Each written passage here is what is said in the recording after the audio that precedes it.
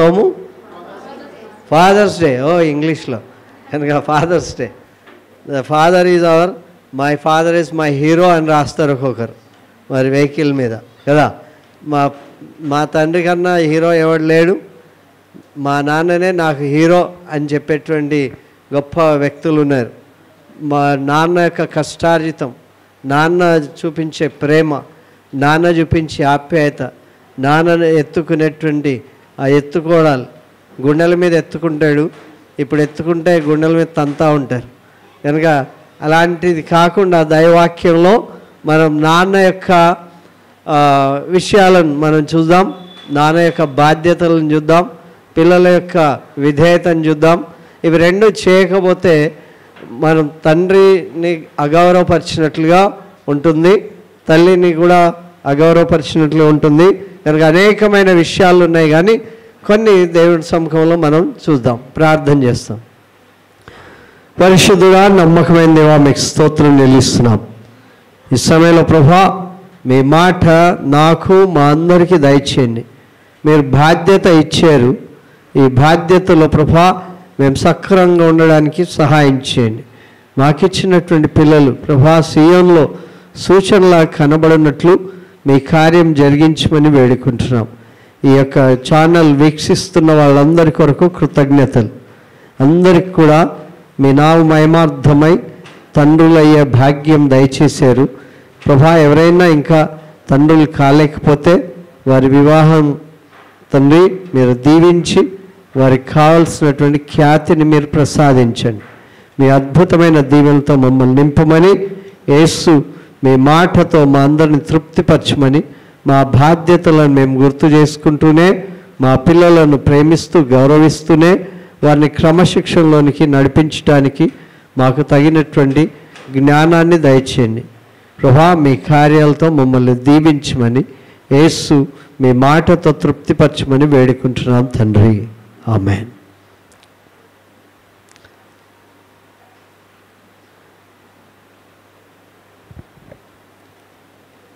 ఎఫెసీ పత్రిక 6వ అధ్యాయం మొదటి 2 వచనాలు చదవండి.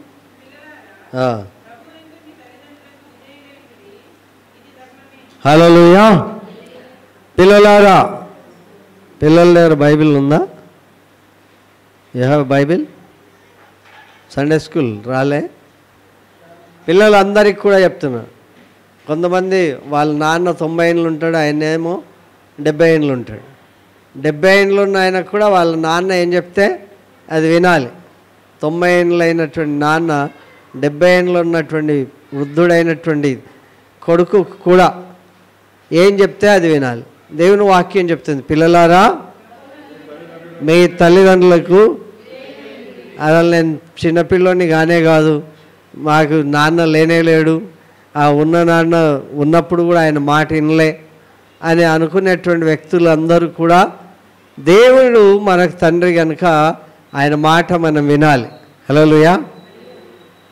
నేను ఇప్పుడు 450 సంఘాలకి తండ్రి, సంఘాలకి కనుక నేను నా 5 మంది పిల్లలకి తండ్రి శరీర సంబంధంగా. కనుక ఇంకా 5 మంది daughters, grand daughters, 4 grand daughters, 1 grand సన్కి నేను పర్సనల్గా దగ్గరగా, ఇదేమో 5గురు దగ్గర, ఈ 5గురు కొంచెం మనవాళ్ళు అవుతారు. ఆ మనవాళ్ళ మీద నాకు అంత శిక్షించే అధికారం ఉండదు కదా, మనవాడిని కానీ మనవరాలు. కానీ మా 5 మంది పిల్లల మీద నాకు ఎట్టి అధికారమైనా ఉంటుంది. కనుక మనం దేవుని యొక్క పిల్లలమైనాం కనుక దేవుడు మనతో చెప్తున్న మాట ఏంటంటే, పిల్లలారా, పిల్లలందరూ వినాలి. ఓకే, పెద్దల దినం కనుక పిల్లలందరూ కూడా దేవుడు వాళ్ళకి ఏం చెప్తాడో అది చేయాలి. కనుక అలా చేస్తే మనం దీవించబడతాం. కనుక 450 మంది పాస్టర్లకు ఎంతమంది పిల్లలు ఉంటారు, వాళ్ళకి ఎంతమంది సంఘాలు ఉంటాయి. కనుక వాడన్నిటి కొరకు ఒక బాధ్యత దేవుడు మనల్ని నమ్మి ఇస్తాడు. నాకు 5 మంది పిల్లలు ఇచ్చాడు, నన్ను నమ్మి ఇచ్చాడు. వాళ్ళని ప్రభు కొరకు సంపాదించే భాగ్యము దేవుడు మనకిచ్చాడు. కనుక ఆత్మీయ బిడ్డలందరికీ కూడా హృదయపూర్వకమైనటువంటి అభినందనలు తెలియజేస్తున్నా. కనుక ఈ సంఘానికి పర్సనల్గా నేను కాపరి కనుక మిమ్మల్ని రోజు దగ్గరగా చూస్తాం కనుక మీరు మరీ మిక్కటమైనటువంటి ప్రియులైనటువంటి పిల్లలు కనుక దేవుని పోలి నడుచుకోవాలని దేవుని వాక్యం మనకి జ్ఞాపకం చేస్తూ ఉంది. కనుక దేవుని వాక్యంలో కొన్ని విషయాలు మనం అర్థం చేసుకుంటే చాలా మంచిది. బైబిల్ గ్రంథం ఏం చెప్తుందంటే సామెతల గ్రంథంలో మనకు తెలిసినటువంటి 10వ అధ్యాయం 1వ వచనం ఏం చెప్తుందంటే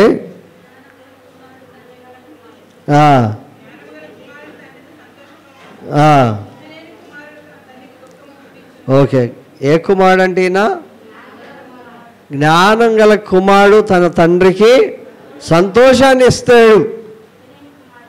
కనుక జ్ఞానం గల కుమారుని గురించి చూస్తే అబ్బా ఏ స్కూల్ వేశారండి, మీ నాన్న ఎక్కడ చదివించాడు, కనుక ఎంత ప్రయాసపడ్డాడు అని చెప్పి వారిని గురించి ఆరాధిస్తే మంచి స్కూల్ కావాలి, మంచి అట్మాస్ఫియర్ కావాలి, శ్రేష్టమైనటువంటి విషయాలు అక్కడ బోధించాలి. కనుక ఈ యొక్క అద్భుతమైనటువంటి ఆ స్కూళ్ళలో చదువుతున్నటువంటి వ్యక్తులకు ఆ రకమైనటువంటి నాలెడ్జ్ వస్తుంది. లిటిల్ ఫ్లవర్ స్కూల్ ఎంతమందికి తెలుసు? లిటిల్ ఫ్లవర్ అందరికీ నా దగ్గర డబ్బులు ఉన్నాయంటే సీట్ ఇవ్వరు. నాకు చదువు లేదు, నాకు డబ్బులు ఉన్నాయి కానీ చదువు లేదంటే సీట్ ఇవ్వరు. అక్కడ తల్లిదండ్రులు క్వాలిఫికేషన్ అడుగుతారు. తర్వాత రెండవది తల్లిదండ్రులు పిల్లలకి మళ్ళీ ఇంటికి పోయిన తర్వాత చెప్పగలరా లేదా అని అడుగుతారు. తర్వాత సరైనటువంటి రీతిలో సమయానికి మీ పిల్లోడిని పంపించగలరా లేదా అని అడుగుతారు. తర్వాత ఫీజు మీరు భరించగలరా అని అడుగుతారు.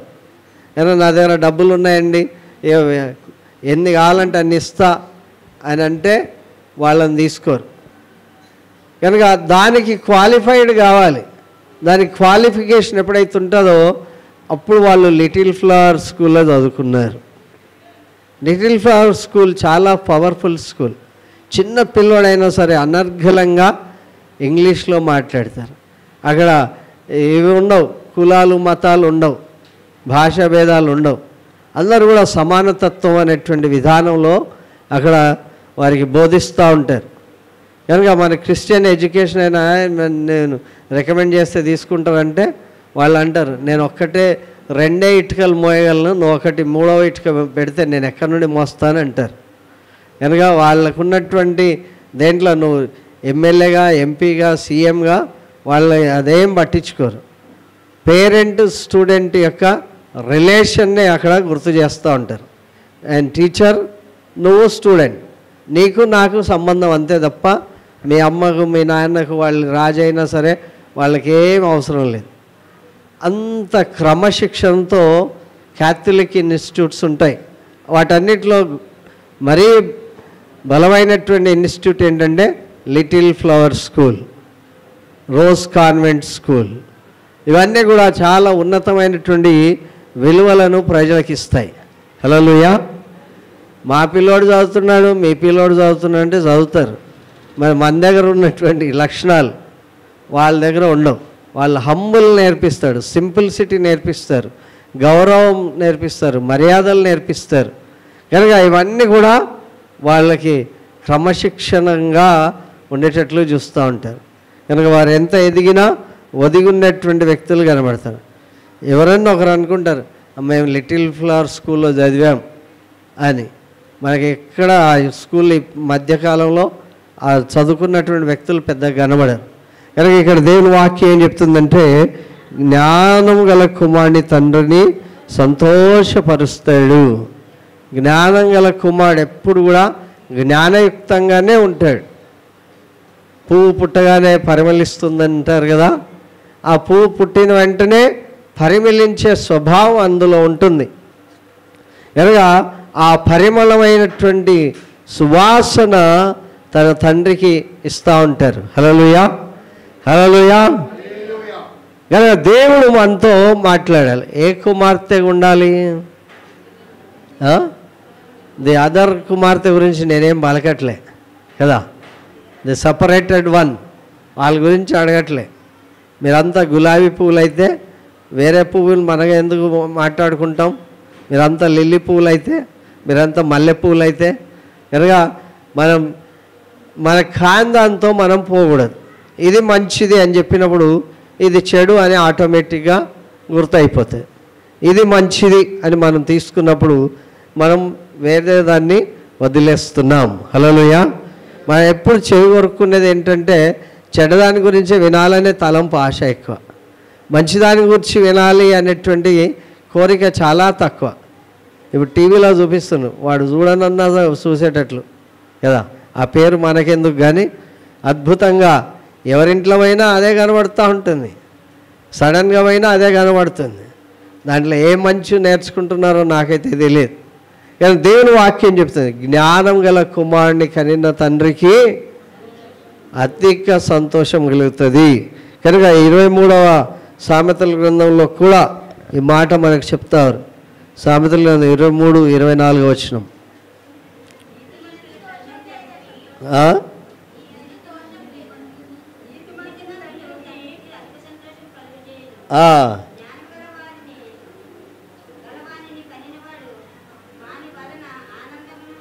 హల్లెలూయా. నీతిమంతుని కలిగిన తండ్రికి అధిక సంతోషం కలుగుతుందంట. జ్ఞానం గలవాడిని కనినటువంటి తండ్రికి ఆనందం కలుగుతుంది. హల్లెలూయా. ఆనందం ఎప్పుడు కలుగుతుంది అంటే కుమారుడు ప్రయోజనమైనప్పుడే ఆనందం కలుగుతుంది.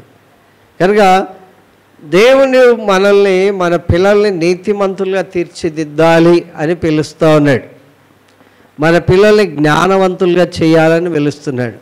మనం నీతిమంతులుగా బ్రతకాలని దేవుని యొక్క ఉద్దేశం. హల్లెలూయా. నీతిమంతుని కనిన తండ్రికి అధిక సంతోషం కలుగుతుంది. జ్ఞానం గల వారిని కనిన తండ్రికి ఆయన వల్ల ఏం కలుగుతుందంట? ఆనందం కలుగుతుంది. హల్లెలూయా. ఈరోజు మీకు ప్రేరేపింపబడితే ఓ పూలదండ ఇస్తారేమో, ఒక కేక్ పెడతారేమో, లేకపోతే ఒక బిర్యానీ పెడతారేమో, కానీ మాట వినుట శ్రేష్టం. బలులు అర్పించుట కంటే మాట వినుటయే శ్రేష్టం కదా. ఇప్పుడు మనందరం మన పిల్లల మాట వినాల్సి వస్తుంది. మన మాట వాళ్ళు ఏమి విన్నట్లు నటిస్తున్నారు అంతే కదా. మనం చెప్పింది విని వాళ్ళ స్టైల్లో మనల్ని మోల్డ్ చేస్తున్నారు కదా. నాకు ఐస్ క్రీమ్ వద్దు అంటే అబ్బాయి నా బిడ్డ ఐస్ క్రీమ్ వద్దంటుందని ఖుషి అయిపోతారు. మమ్మీ కొంచెం ఐస్ క్రీమ్ తింటా అంటే వద్దన్నది మళ్ళీ మనమే మన చేతులతో పెట్టేటట్లు చేస్తారు కదా. నాకు చాకీ వద్దు అని అంటాం. చాకీ వద్దు అన్నప్పుడు చాలా సంతోషం అనిపిస్తుంది. కొంచెం తింటా అంటే సరేలే కొంచెం పెడతాం. కనుక మనం ఎట్లా బెండ చేయాలో వాళ్ళకు ప్రాక్టికల్గా తెలిసిపోతుంది. సెల్ ఫోన్ వద్దు అంటే ఓకే మమ్మీ నో అని ఒక్కడి చూస్తాం సెల్ ఫోన్లో. అంటే అన్నం తినేటప్పుడు నాకెందుకు ఇచ్చిన బాధ, నీ ఇష్టం వచ్చింది చూడు అంటున్నాం. కనుక దేవుని వాక్యం చెప్తుంది ఏంటంటే తండ్రి శిక్షించినటువంటి తండ్రియే కుమారుడు జ్ఞానం గలవాడవుతాడు. సామెతలు 13:1 ఏముంది?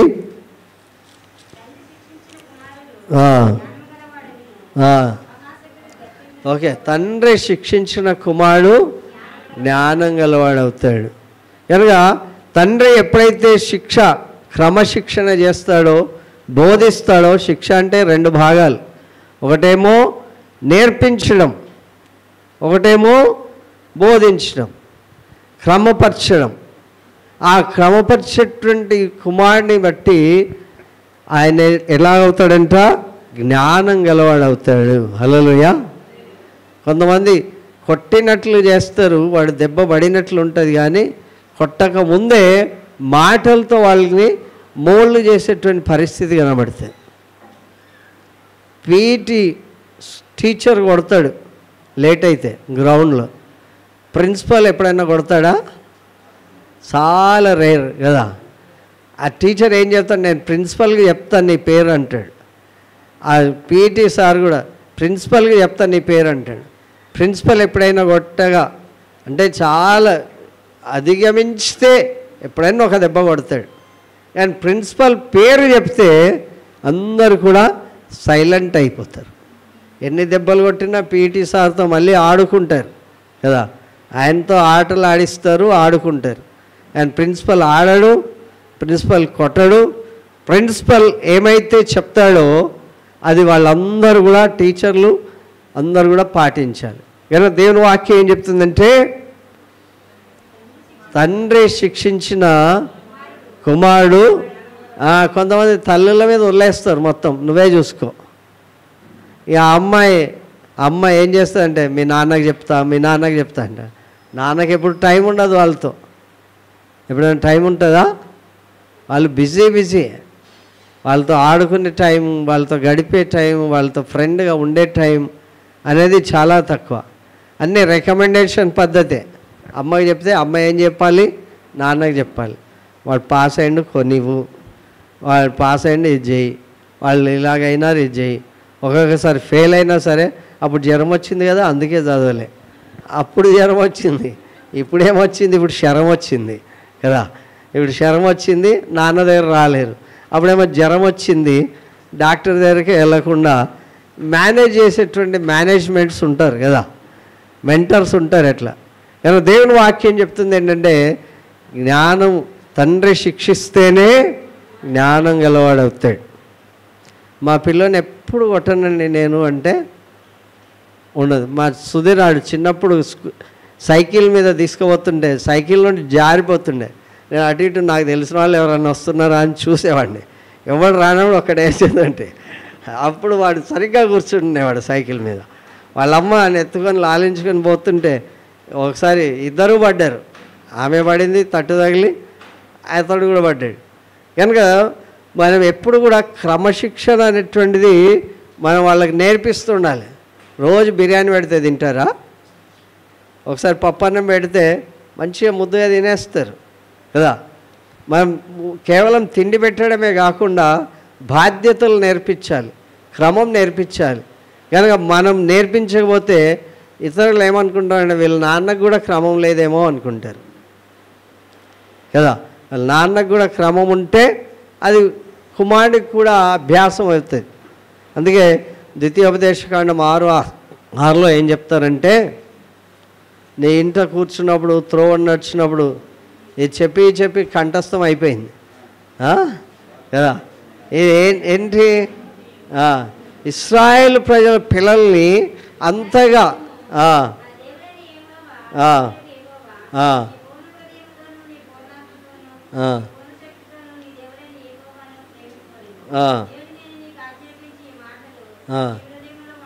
ఎవరికి చెప్తాను? పిల్లలకి చెప్తున్నా, తండ్రి వాళ్ళకి చెప్తుండా? తల్లిదండ్రులకు చెప్తా అన్నాడు కదా, పిల్లలకు కాదు.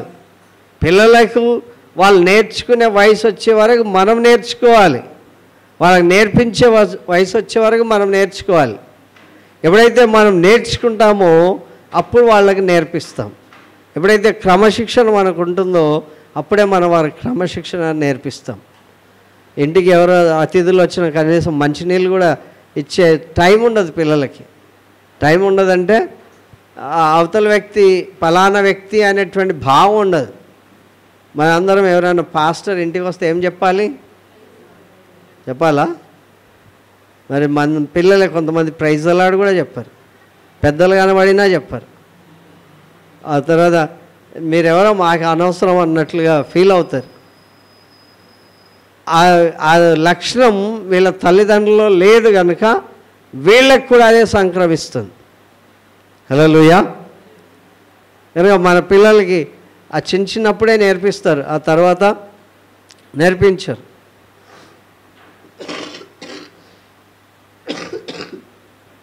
కనుక దేవుని వాక్యం చెప్తుంది 12వ సామెతలు 12:1.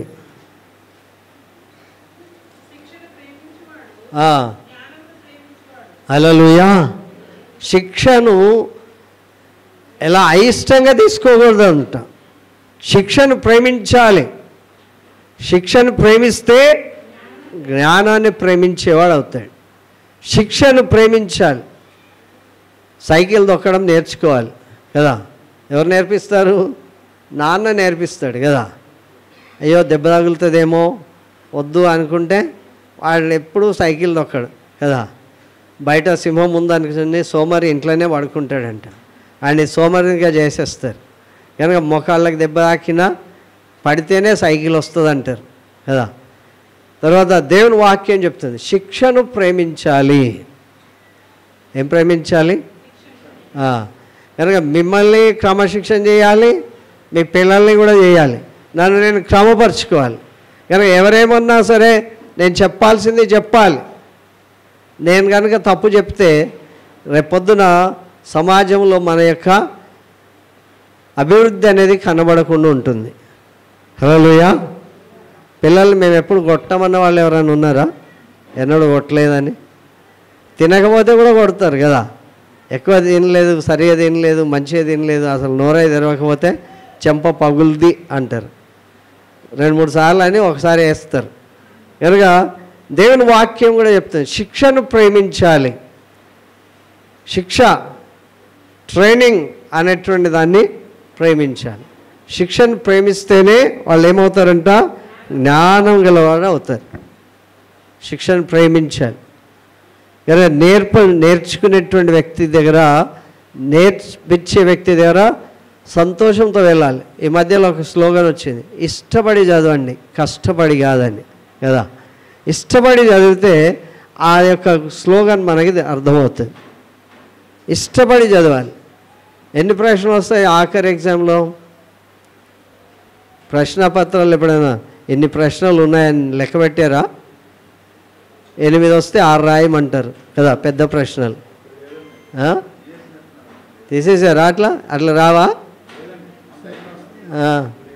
ఇంకా ఈజీయా? ఇంకా ఈజీ. ఊరికే టిక్ పెట్టండి అంటారా? రాయాలా?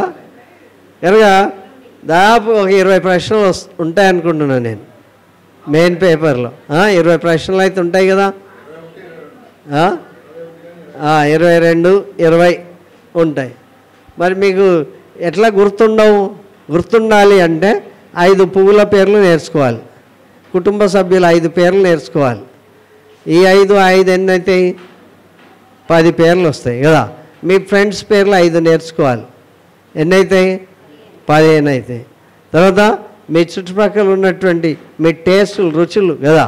ఒకటి బిర్యానీ ఇష్టం, ఒకటి స్వీట్ ఇష్టం, ఒకటికి రకరకాలు ఇష్టం. ఈ 5 పేర్లు, 20 పేర్ల మీద ఒక్కొక్క క్వశ్చన్ నేర్చుకున్నారనుకోండి, మతిమరుపు ఎక్కడ ఉంటుంది? ఎవరైనా మీ అమ్మ పేరు ఇది అను అను అని 100 సార్లు ట్రైనింగ్ ఇచ్చి నేర్పించారా? వాళ్ళ అమ్మని అందరూ పిలుస్తుంటే ఓహో మా అమ్మ పేరు శైలజ అని గుర్తయిపోయింది కదా. అందరూ నేర్పిస్తుంటే మా నాన్న పేరు ఏంటి మధుబాబు అని గుర్తయిపోయింది కదా. నాన్న నీ పేరేంటి నాన్న మర్చిపోయా అన్నాడు ఎవరన్నా అడిగితే చెప్తారు మీ నాన్న పేరు ఏంటి అంటే ఈజీగా ధైర్యంగా చెప్తారు తడుముకోకుండా. ఎన్ని నేర్పించాలి మనము? 20 ప్రశ్నలు నేర్పించాలి. 20 ప్రశ్నలకు 20 మంది తెలిసిన వాళ్ళు, వాళ్ళకి ఆటోమేటిక్గా తెలుసు కదా. తాతలు తెలుసు, అమ్మమ్మలు తెలుసు, అత్తలు తెలుసు, అందరూ తెలుసు. కానీ అక్కడ మతి మరుపు కాదు కదా. ఇష్టపడి చదవాలి. ఏం చేయాలి? ఇష్టపడి చదవాలి. ఇష్టపడి క్రమశిక్షణను నేర్చుకోవాలి. అప్పుడే దేవుడు దీవిస్తాడు. హల్లెలూయా, హల్లెలూయా. కనుక చదువు చదువు చదువు రాత్రిపూలు చదువు అంటే అదే చదివిందే ఏం చదవాలని వాడు బుక్ పట్టుకొని అట్లా కూర్చుంటాడు అంతే. ఏం చదివావా అంటే కొంచెం గట్టిగా 2 మాటలు అక్కడ మనకి వినబడేటట్లు పలుకుతాడేమో తప్ప ఇష్టపడి చదివితే, శిక్షను ప్రేమిస్తే ఏమవుతారంట? జ్ఞానం. ఆ సార్ కొడతాడు నేను పోనంటే నీకు అది రానే రాదు. కనుక దేవుని యొక్క వాక్యం చెప్తుంది శిక్షను ప్రేమించేటువంటి వ్యక్తులుగా మనం ఉండాలి. కనుక 13:1, 12:1, 10:1 కూడా మనం ఈ మాటలు చూసాం. జ్ఞానం కలిగినటువంటి తండ్రి శిక్షించిన కుమారుడు జ్ఞానం గలవాడవుతాడు. మనం దేవుని వాక్యంలో చూస్తున్నాం ఏంటంటే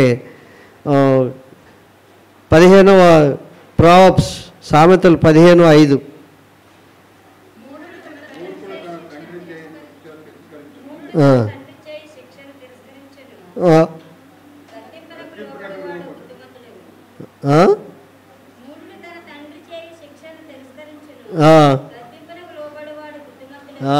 లోబడని వాడు అంటే నాకు కొంచెం అర్థం కాదు. లోబడివాడు. కానీ దేవుని వాక్యం చెప్తుంది మూఢుడు, ఎవడి మాట వినడు వాడు సీతయ్య కదా, ఎవడి మాట వినడు. ఆ విననటువంటి వ్యక్తిని దేవుడు ఏమన్నాడంటే మూఢుడు. మూఢుడు మూర్ఖత్వంలో ఉన్నటువంటి వ్యక్తి. మూఢుడు తన తండ్రి చేయి శిక్షను తిరస్కరిస్తాడు. నేర్పిస్తే తిరస్కరిస్తాడు, తండ్రి ఏమైనా చెప్తే తిరస్కరిస్తాడు. అలాంటి వ్యక్తిని ఏమని పిలుస్తున్నాడు? మూఢుడు. తర్వాత గద్దింపుకు లోబడిన వాడిని బుద్ధిమంతుడిగా దేవుడు తీర్చిదిద్దుతాడు.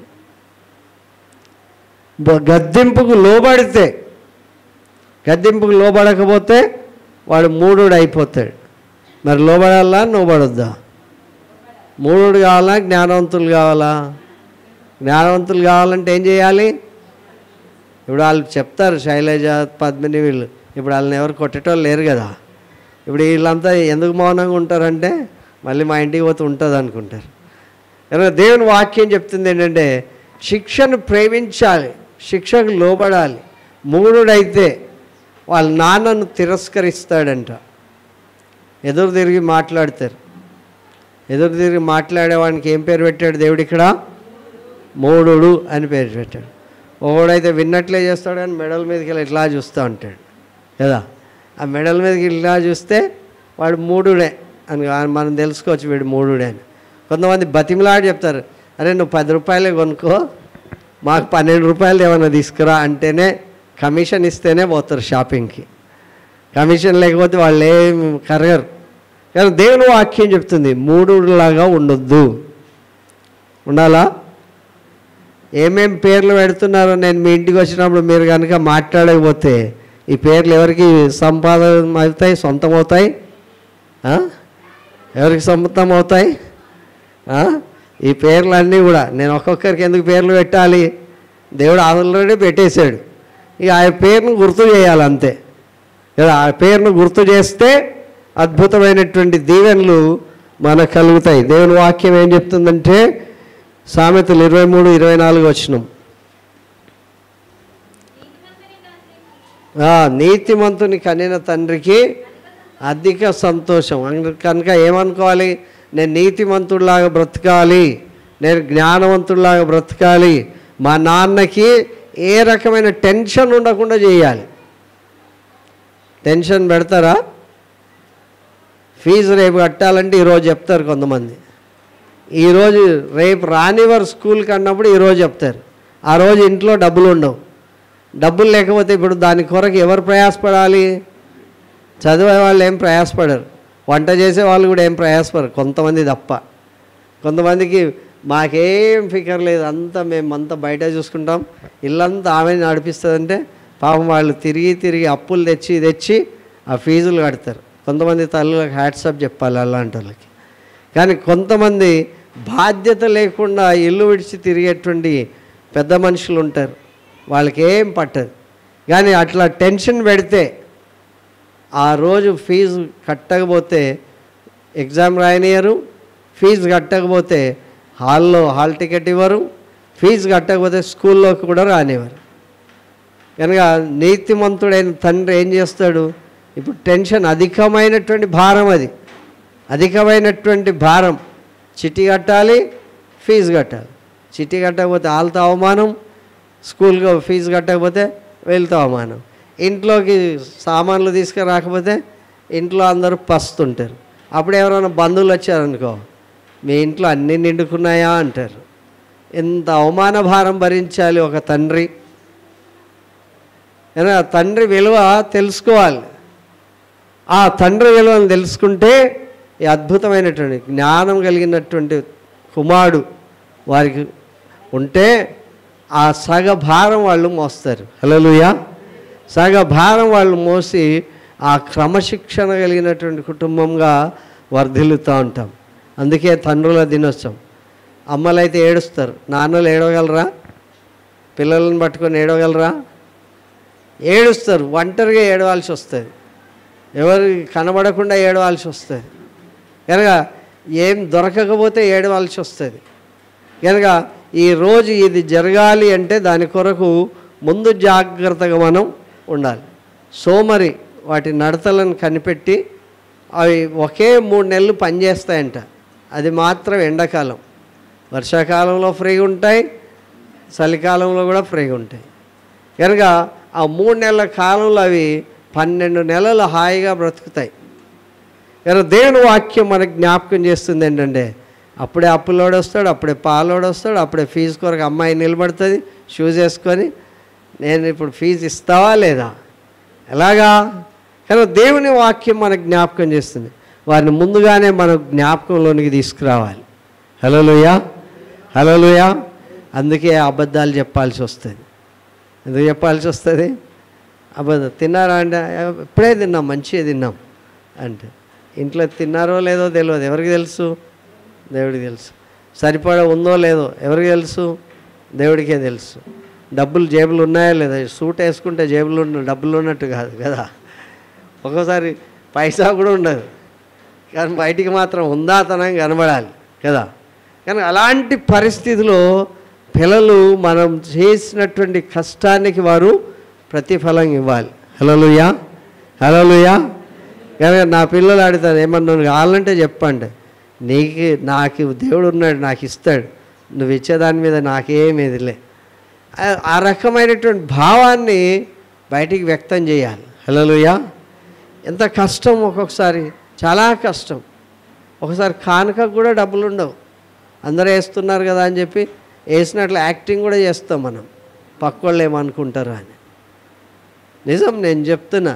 దేవుని యొక్క సన్నిధిలో చర్చికి ఎందుకు రారంటే, కానుకకు డబ్బులు లేవు కనుక ఈరోజు చర్చికి పోం. చర్చికి అందరు పిల్లలకు తెలియదు ఆ సంగతులు. పిల్లలకి ఇస్తాం ఏదో వేసేయండి అని. మరి మనకి ఎట్లా? కనుక ఈ యొక్క ఇంటీరియర్లో లోపల, మన హృదయం లోపలికి మనం దూరితే మనకు అర్థమవుతుంది, ఓహో నేను ఇన్ని బాధ్యతలు చేయాలి, ఇన్ని రకాలుగా ఇది చేయాలి. కనుక దేవుని యొక్క కార్యం మనం చూడాలి అంటే మన పిల్లల్ని క్రమశిక్షణలో పెంచాలి, గౌరవమైన స్థానంలో పెంచాలి. వాళ్ళకి అర్థమయ్యేటట్లుగా మన కుటుంబ ప్రార్థనలో మనం ప్రార్థన చేయాలి. వాళ్ళు పడుకోబెట్టి మనం ప్రార్థన చేయడం కాదు. దేవుని వాక్యం ఏం చెప్తుందంటే, విలాపవాక్యం నువ్వు లేచి ఎన్ని గంటలకు లేగలంట? చేయండి ఒకసారి.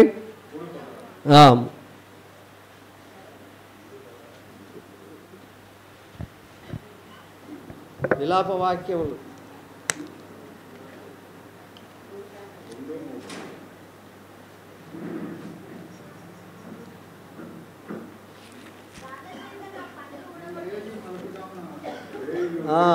ఏంటది?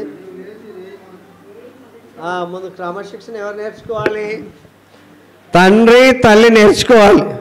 ఎప్పుడు లేవాలి? రేయి మొదటి జాముగా లేచి ఏం చేయాలి? మొరపెట్టుము. ఎట్లా అంట? నీళ్లు కుమ్మరించినట్లు ప్రభు సన్నిధిని నీ హృదయమును కుమ్మరించును. హల్లెలూయా. ఎవరి దగ్గర కుమ్మరిస్తారంటే, అప్పులు ఇచ్చేటోడి దగ్గర కుమ్మరిస్తారు.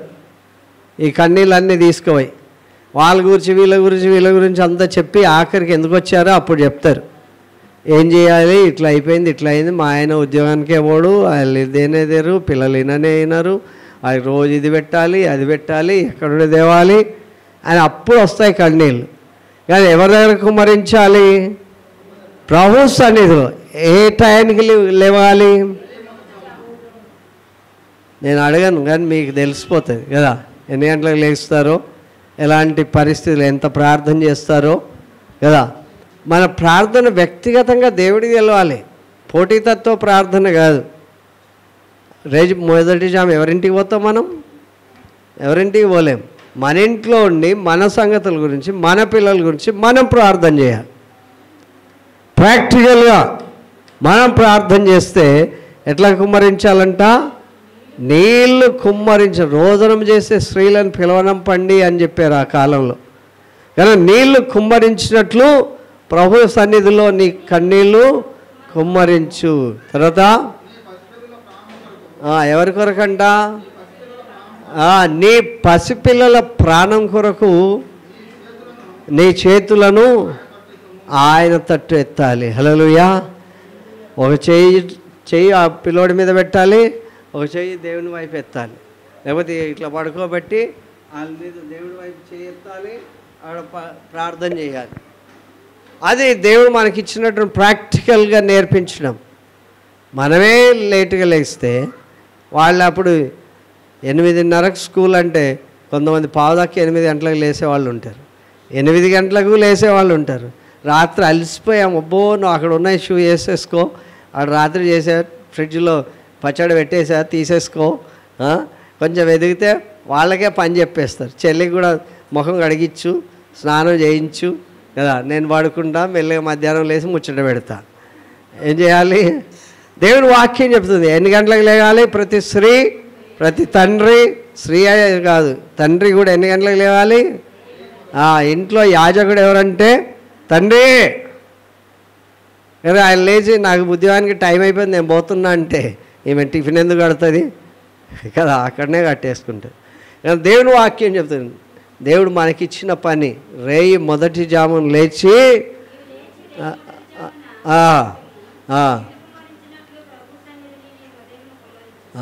ఎప్పుడో ఎవరో చనిపోయినప్పుడు కుమ్మరిస్తామేమో నీళ్ళు, కానీ ఎప్పుడు కుమ్మరించాలంటే ప్రతిరోజు నీళ్లు కుమ్మరించినట్లు నీ హృదయాన్ని ప్రభు కొరకి కుమ్మరించి నీ పిల్లల కొరకు, నీ పసిపిల్లల కొరకు నీ చేతులు ఆయన తట్టు ఎత్తాలి. హల్లెలూయా. అనారోగ్యం వచ్చినప్పుడు ప్రార్థన గుర్తొస్తుంది, ఆపద వచ్చినప్పుడు ప్రార్థన గుర్తొస్తుంది.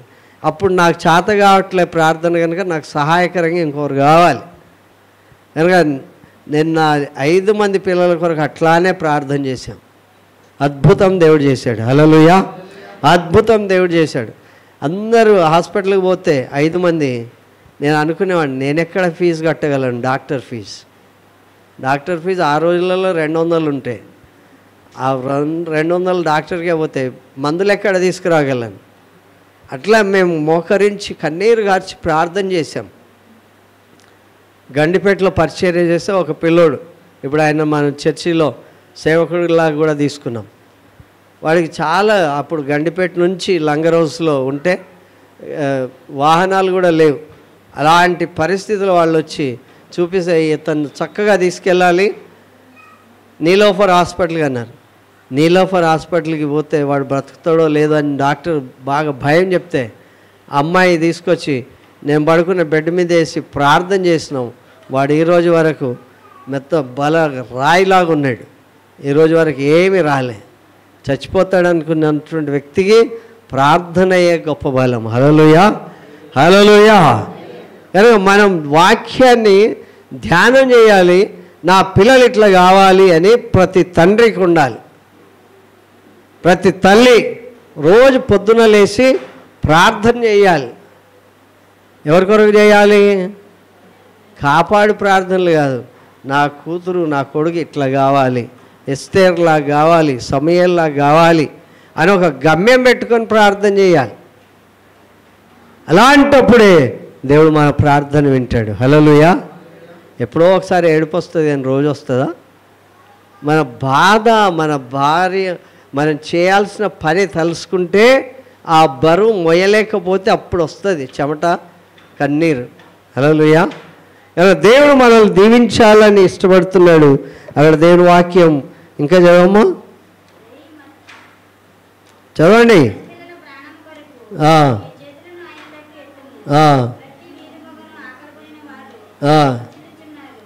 ఎంతమంది మా ఇంటి పిల్లలకే భోజనం పెట్టగలం, ఇంకా చాలామంది భోజనం లేని వీధి మొగను వాళ్ళు మూర్ఛపోతున్నారంట. చాలామంది పిల్లలకి ఆహారం లేదు, మనకైతే దేవుడు ఇస్తున్నాడు. ఆహారం లేని వాళ్ళ సంగతి కొరకు కూడా మనము ప్రార్థన చేయాలి. హల్లెలూయా. మంచి ఆహారం లేదు కొంతమందికి, వాళ్ళ కొరకు కూడా మనం ప్రార్థన చేయాలి. వాళ్ళు చనిపోతున్నారు ఆ పిల్లలు, వాళ్ళ కొరకు ప్రార్థన చేయాలి.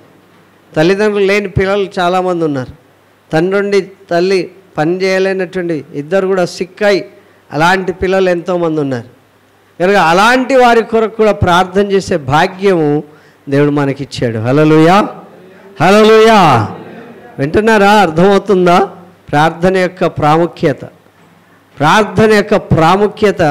నా ఇల్లు దీవించబడాలి అనేటువంటి విధానంలో మనం ప్రార్థన చేయాలి. ఇంకా శాపం గురించి చూస్తే సామెతల గ్రంథం 21:20 వచనం. సామెతల గ్రంథం 21:20.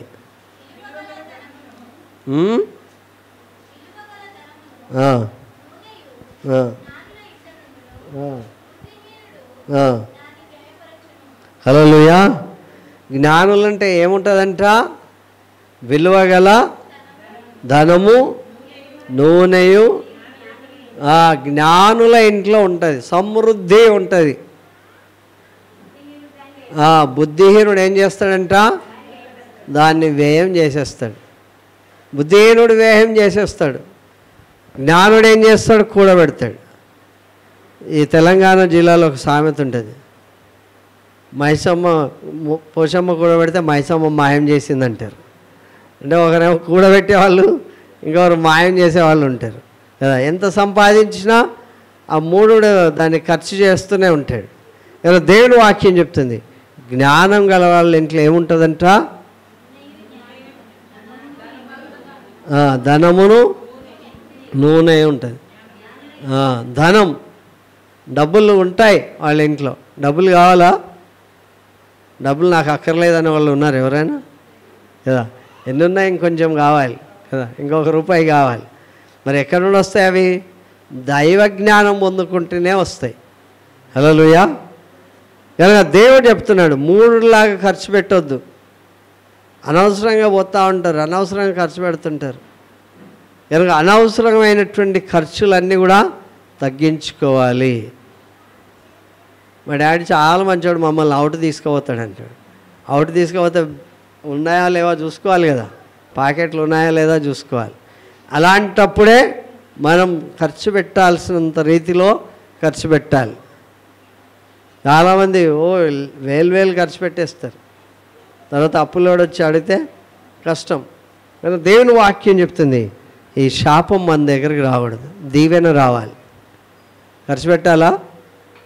కొంతమంది హస్తం చూసి, అరే నీ దగ్గర కత్తెరలు ఎక్కువ ఉన్నాయి కనుక ఎక్కువ ఖర్చు పెట్టేస్తామంటారు.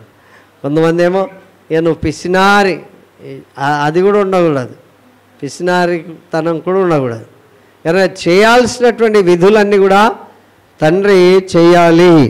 తర్వాత దేవుని వాక్యం చెప్తుందంటే సామెతలు 30:11 వచనం.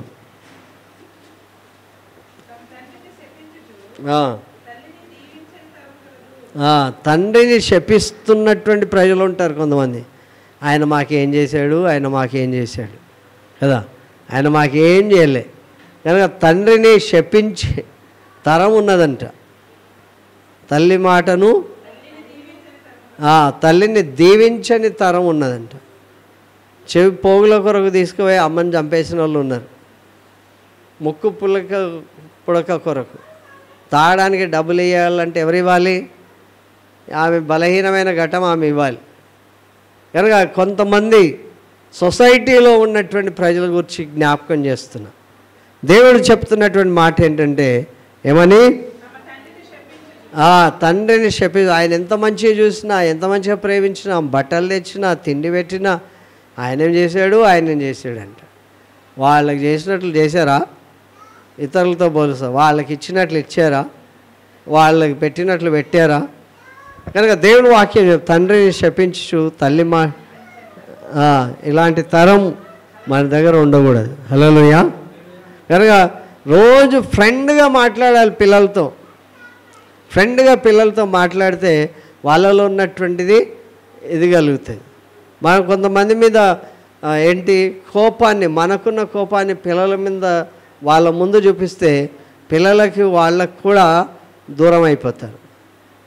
కానీ చాలా విషయాల్లో మనం తండ్రులైన వాళ్ళు నేర్చుకోవాలి. బాధ్యతలే కాకుండా మనం ఏం చూపిస్తున్నాం ప్రజలకి, ఎలాంటి దశ ఉన్నత స్థితి మనం చూపిస్తామో ఇక్కడ దేవుని వాక్యం చెప్తా ఉంది. హల్లెలూయా. మనం కోపంగా ఉంటే మాట్లాడడం, మనం ప్రేమగా ఉంటే మనం ఇవ్వకుండా ఉండలేం. తీసి తోడి పెడతారు. కోపంగా ఉంటే ముఖం పూర్తిగా చాటేస్తారు. కానీ అలాంటి పరిస్థితి కూడా ఉండకూడదు. ఎప్పుడు కూడా మితంగా ఉండాలి. ఎట్లుండాలి? మితంగా ఉండాలి. మితంగా ఉంటే దేవుడు అద్భుతంగా దీవిస్తాడు. సామెతల గ్రంథంలో మనం చూస్తే మాట ఏంటంటే 30వ సామెతలు 17వ వచనం. తండ్రిని అపహసించి కన్నులు విననోళ్ళని వారి కన్నులు కన్ను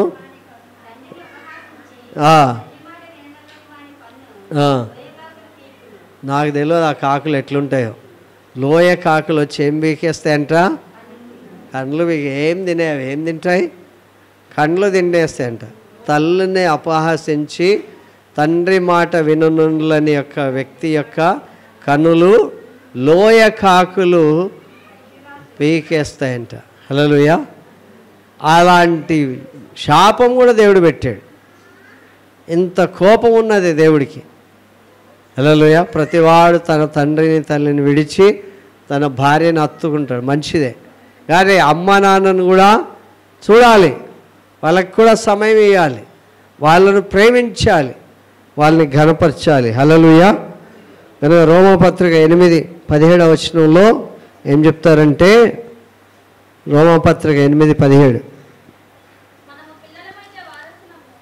మనం పిల్లలమైతే నేను ఎవరింటికన్నా పోతే తలుపు తట్టి పోవాలి. అలా పిల్లోడు ఉన్నాడు అనుకోండి, తలుపు తట్టి వస్తాడా? తోసుకొని వస్తాడా? తోసుకొని వచ్చేస్తాడు కదా. మనం దేవుని పిల్లలమైతే మనం ఏమంట? వారసులం కదా, అనగా దేవుని వారసులం. హల్లెలూయా. కనుక దేవుని పిల్లలైనటువంటి వ్యక్తులకు ఎంత యాక్సెస్ ఉంటుందంటే, ఎంత స్వేచ్ఛ ఉంటుందంటే, ఎవరన్నా ఎంతమంది ఉండని ఆ పిల్లలు ఆ తండ్రి పైకెక్కి కూర్చోగలరు. వారసులు, నా తర్వాత వారసుడు ఇతడే అని చెప్పగలిగినటువంటి తర్వాత అనగా దేవుని వారసులము. కనుక దేవుని వారసులమైతే మనకు దేవుడి దగ్గర ఎంత స్వేచ్ఛ ఉంటుంది అన్నట్లు, చాలా స్వేచ్ఛ ఉంటుంది. హల్లెలూయా. యోహాను సువార్త 15:7, 8, 9 వచనాలు.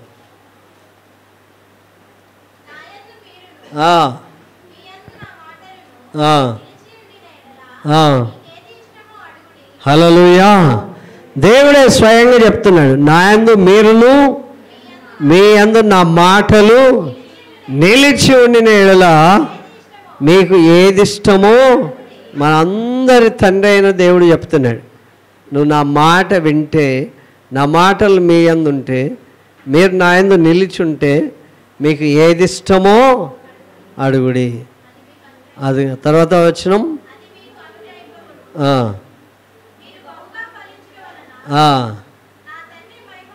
హల్లెలూయా. మనందరం దీవించబడడం వల్ల వీళ్ళందరూ కూడా దేవుని పిల్లలు కనుక దేవుని నామం మహిమపరచబడుతుంది. హల్లెలూయా. ఇంతగా దీవించబడ్డారు. ఎలాగా అంటే, మనం యేసు ప్రభువుని కలిగిన వాళ్ళం. యేసు ప్రభువే మన రక్షకుడు. మా హృదయంలో యేసు ప్రభు మాటలే ఉంటున్నాయి, యేసు ప్రభు యొక్క పనులే ఉంటున్నాయి, యేసు ప్రభు మార్గం మనకు చూపించబడుతుంది. కనుక మనం ఎలా ఫలించాలంట? బహుగా ఫలిస్తే ఎవరికి పెద్ద పేరు వస్తుంది? తండ్రి మహిమపరచబడతాడు. హల్లెలూయా. కనుక చాలా సందర్భాల్లో ఈ సంగతి మనకు అర్థం కాదు. నా తండ్రి నేను మహిమపరచాలంటే నేను బాగా చదువుకోవాలి, నేను బాగా ఫలించాలి, నేను బాగా వృద్ధిలోనికి రావాలి, నేను బాగా క్రమశిక్షణ కలిగి ఉండాలి. ఇంటర్వ్యూకి పోయి అడగండి అని ఇట్లా తలకాయ ఊపుతుంటే అవతలాడు కూర్చోమని కూడా అన్నాడు కదా, ఫస్ట్ గో అవుట్ అంటాడు. నమ్రత ఉండాలి, విధేయత ఉండాలి. ఎక్కడో చూసి అడగండి ఏమని అడుగుతారా అంటే, ఏమీ అడగను, నువ్వు బయటికి పో అంటాడు. చాలా విధేయత, నమ్రత అనేది యవనస్తులైన పిల్లలందరూ కూడా నేర్చుకోవాలి. ఈయనకేంటి మేమిచ్చేది మర్యాద అనుకుంటారు కొంతమంది. ఈయనకు మేమిచ్చే మర్యాద ఏంటి అనుకుంటారు. నాకు మర్యాద ఇవ్వకపోతే దేవుడికి కూడా మర్యాద ఇవ్వనట్లే లెక్క. హల్లెలూయా. మీరు ఫలించాలి. ఫలించాలి అంటే మా కన్నీటి ప్రార్థన మీ కొరకు ఉంటుంది. తర్వాత వచనం,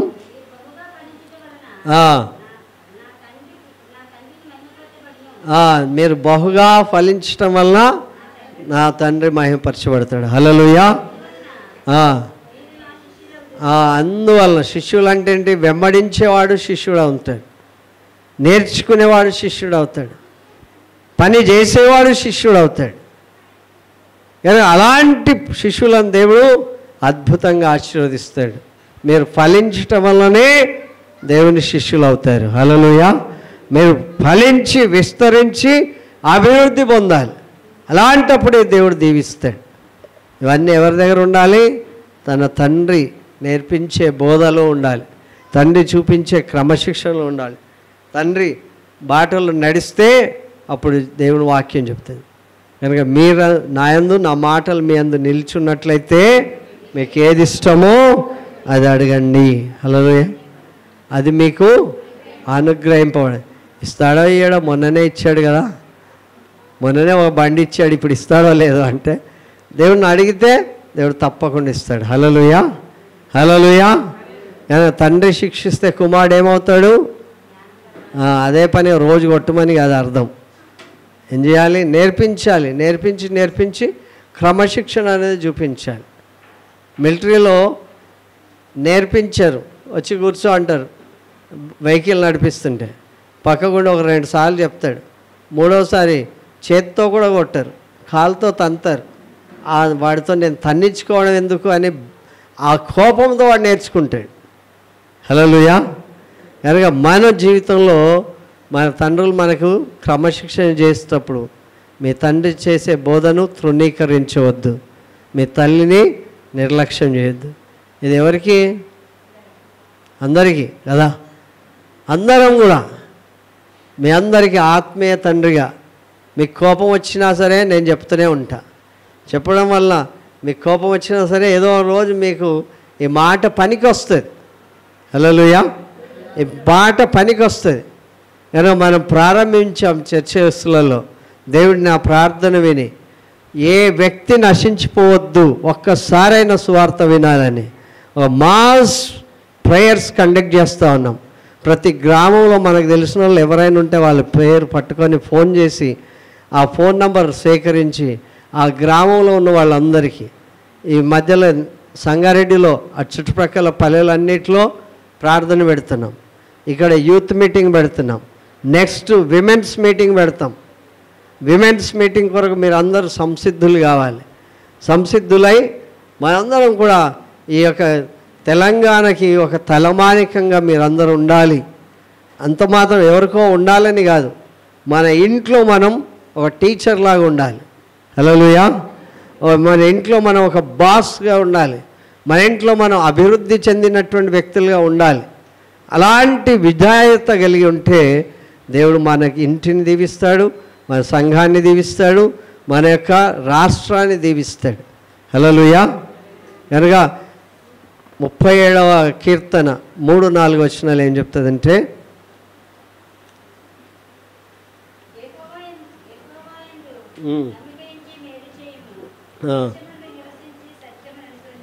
ఏమంటాడు?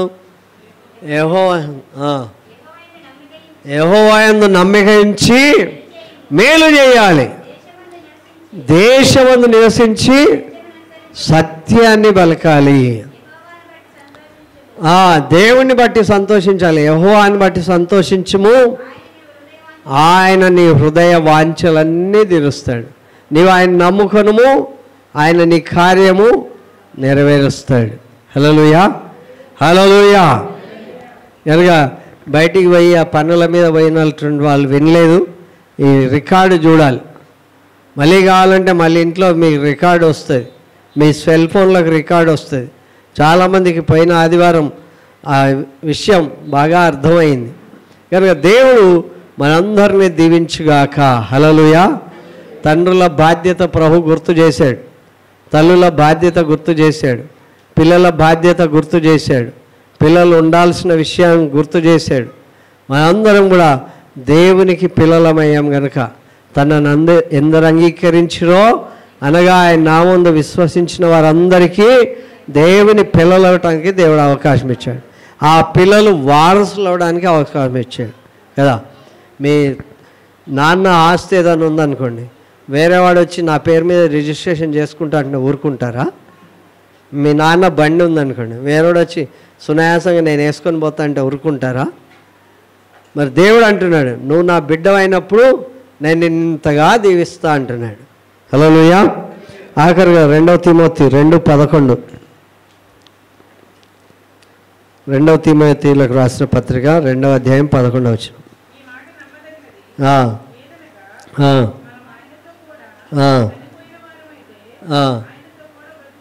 హల్లెలూయా.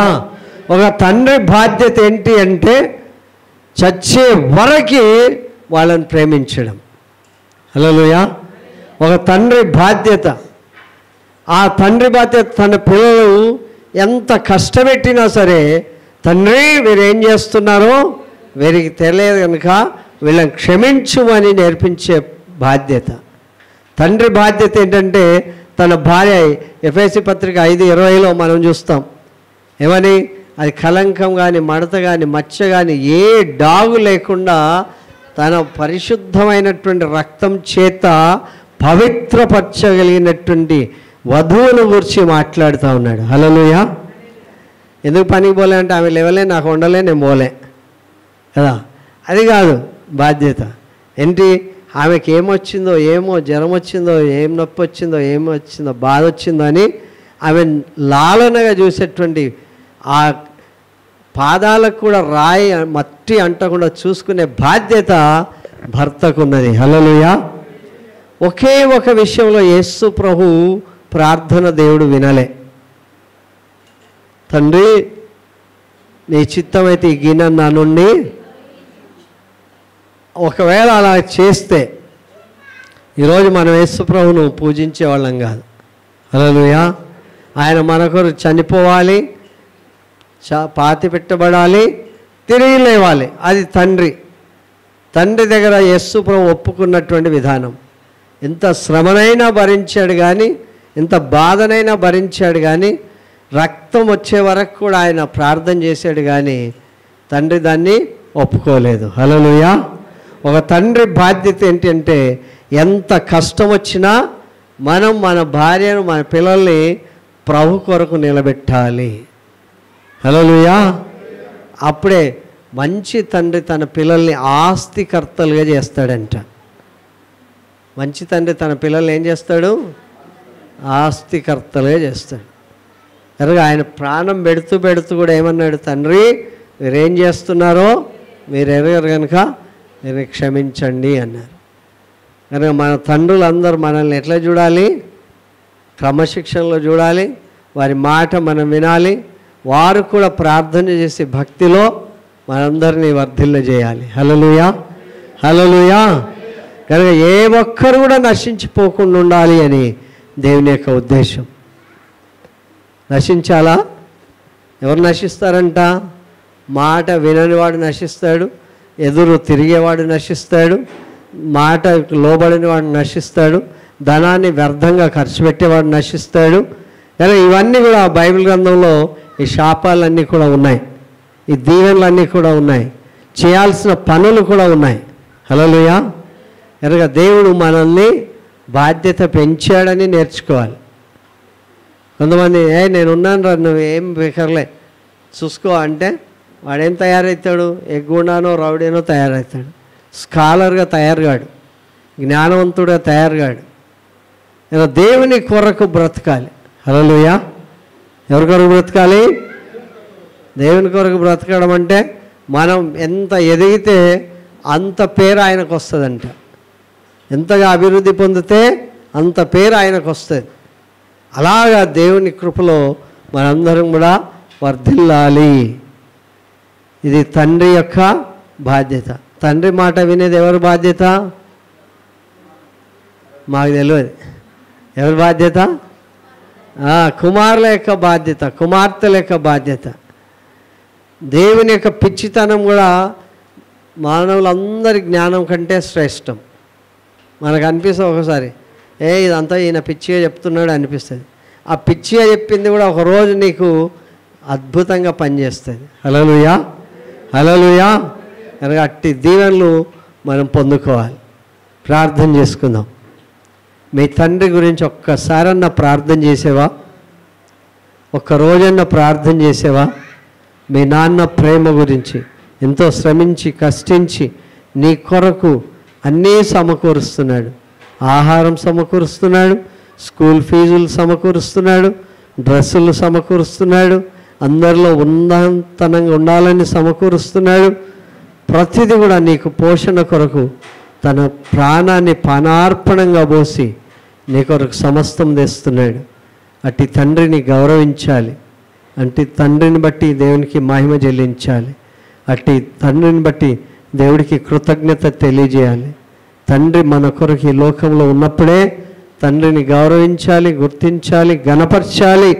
శ్రేష్టమైనటువంటి వ్యక్తిగా, జ్ఞానం గల కుమారుడిగా తండ్రిని సంతోషపరచాలి. దేవుడు మనల్ని, మన యొక్క సంఘాన్ని, సంఘంలో ఉన్న తండ్రులను, తల్లులను వారి అడుగుజాడులో నడుచున్నప్పుడు కాపరి అయినటువంటి వాడి యొక్క ఆధ్వర్యంలో అందరూ వర్ధిల్లుచుండగా దేవుని యొక్క రక్తంలో కడగబడిన నీవు ఆయన కొరకు నీ ప్రాణం ఆయన కొరకు సమర్పిస్తే అద్భుతమైన విజయాలు చూస్తాం.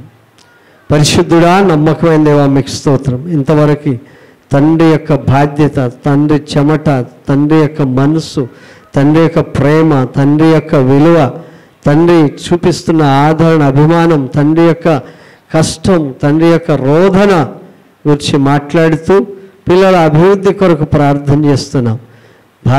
భార్యల యొక్క తండ్రి నిస్వార్థమైనటువంటి ప్రేమ కొరకు ప్రార్థన చేస్తున్నాం. దేవా, మీ మాట వినటువంటి పిల్లలకు కలిగే ప్రభా శిక్ష కొరకు ప్రార్థన చేస్తున్నాం. మా సంఘాల్లో ప్రతి ఒక్కరిని మీ ఆప్యాయతతో ఆనందింపచేయమని యేసు ఘనమైన నామములో అడుగుచున్నాం తండ్రి. ఆమేన్.